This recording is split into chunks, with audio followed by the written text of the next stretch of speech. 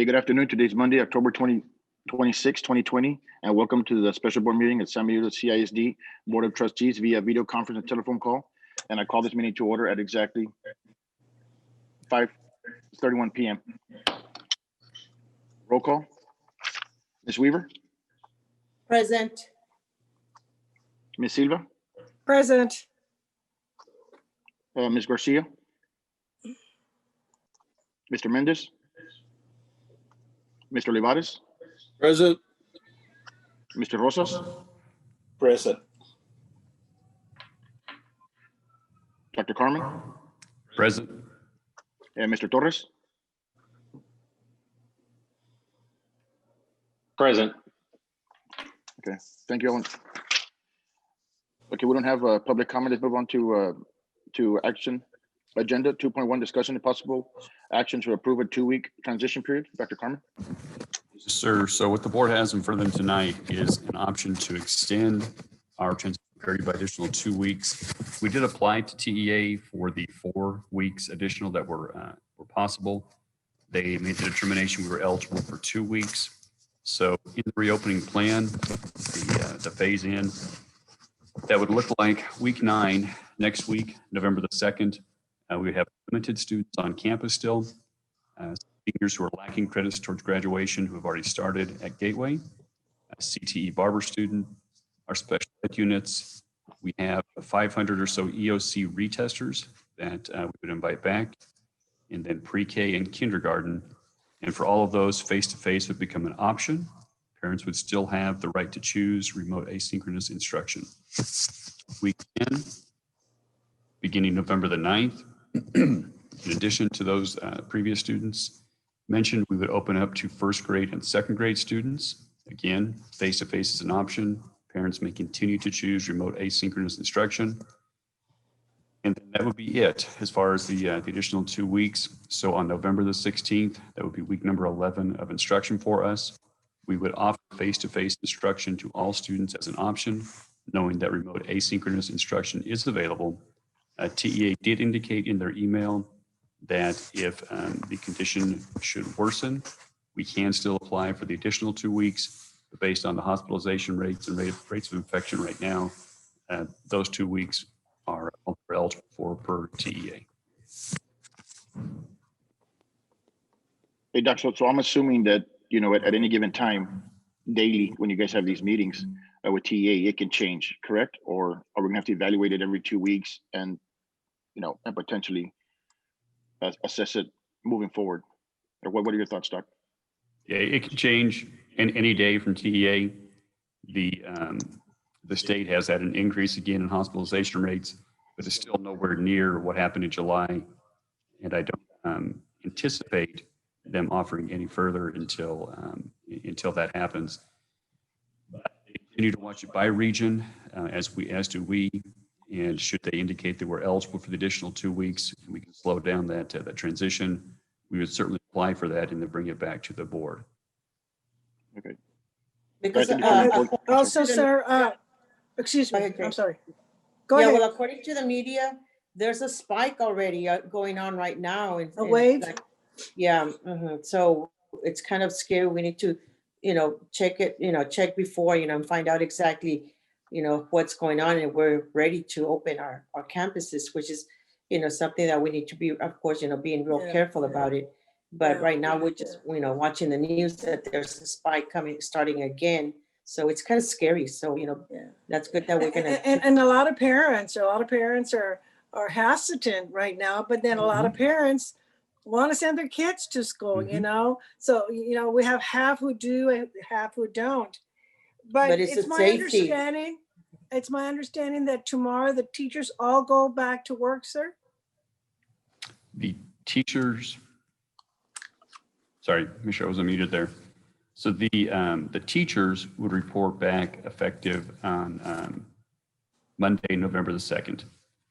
We've had our hourly employees and our administrators back full-time for quite some time.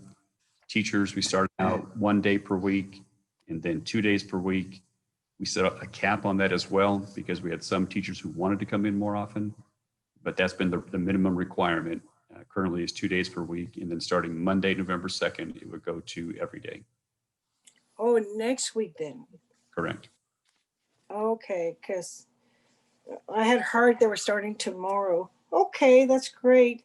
Well, the kids are ready, and they're anxious. I know they are. And again, parents are very hesitant to send them. And it's a big decision we have to make. And I think by expanding this 2 more weeks, that would probably, the parents would be more at ease, But however, we are sending our pre-kinders and kinders and first, right?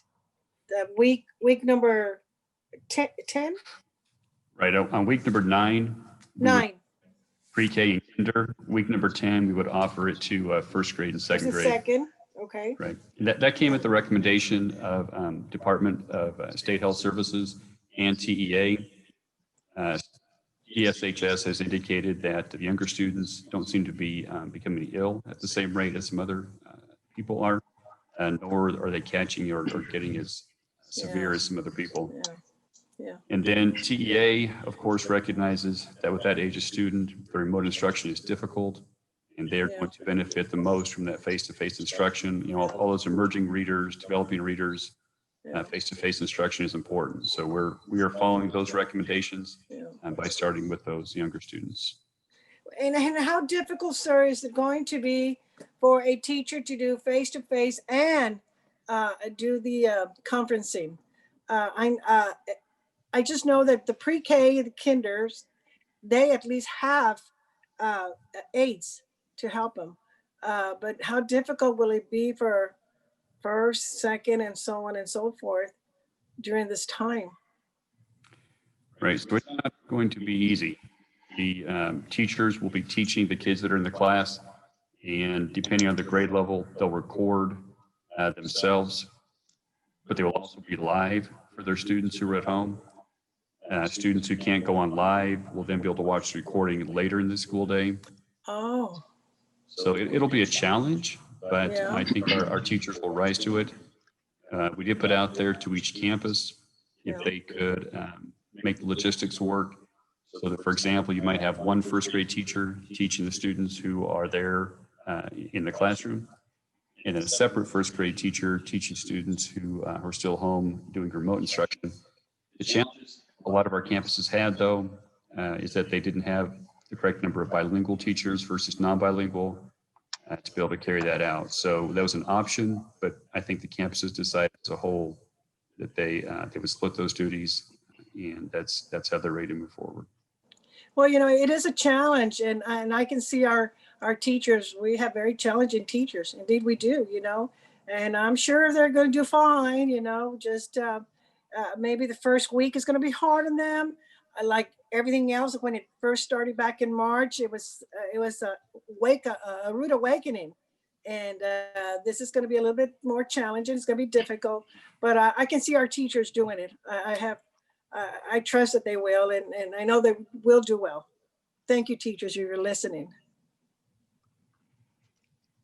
Well, Doc, I think this transition period has of course, it's been extremely difficult for all of us, that have children or someone that works in the district, and it's a very trying time. And I think with the plan that you have rolled out, Doc, along with your administrative staff and all the supporting cast, all the local administrators and all the schools have done an amazing job.